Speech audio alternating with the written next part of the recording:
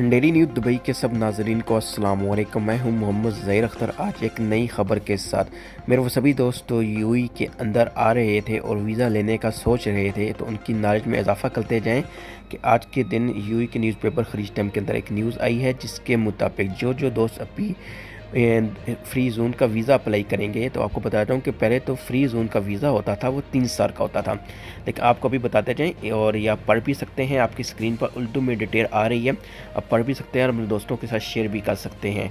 खरीज time ने इंकशाफ किया कि मुत्तहदा अरब अमीरात में जारी होने वाले फ्री जोन वीज़ों की मियाद 3 साल से कम करके 2 साल की कर दी गई है। टैपिंग सेंटर के एजेंटों और बिजनेस सेटअप कंसल्टेंट ने तरक्की की तस्दीक की है। नई मियाद की मुद्दत इस साल अक्टूबर से लागू हुई है, जबकि मुत्तहदा अरब अमीरात के वीज़े में नई इस्लाहात नाफिज की गई हैं। जबकि मेन लैंड में जारी किए गए जाने वाले वीज़ों की मियाद 2 साल होती थी, लेकिन फ्री जोन वीज़ों की मियाद 3 साल की होती थी, लेकिन अभी उनको भी 2 साल कर दिया गया है।